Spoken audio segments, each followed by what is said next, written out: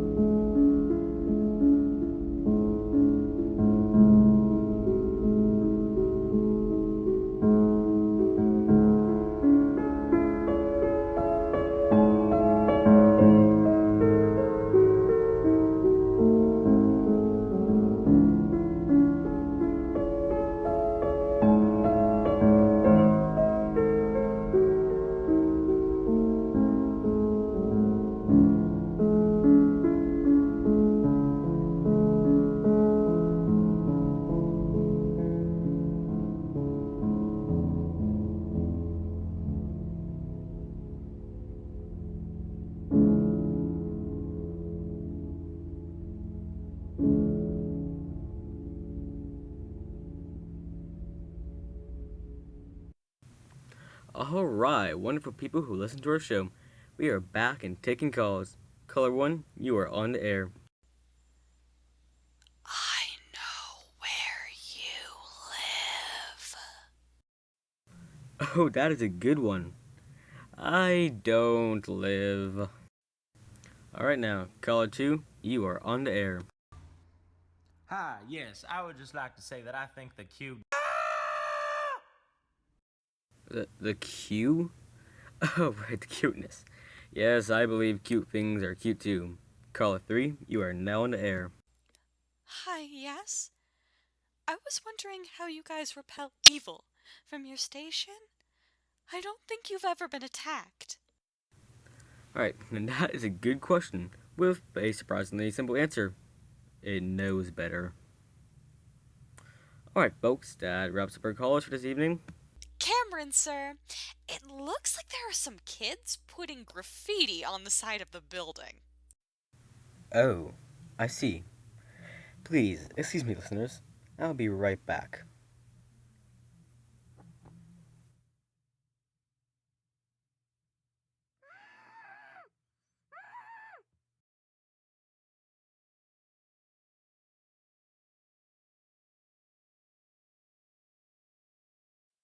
Well then, I took care of those kids. Those little rapscallions won't be bothering us again. Well, I hope you weren't too mean. We were both kids once. That's right. Of course we were. Okay, folks, I'm getting a report of 12 disappearances through town, all in the area of Alexander. This may be coincidental, or maybe the Kraken crawled out of the lake again. Whatever it is, stay safe, folks. Remember, Ellie's a 2-for-1 special on Tuesdays. Well, listeners, this broadcast is now over. Hope you enjoyed the music from this point on, and we'll talk to you later.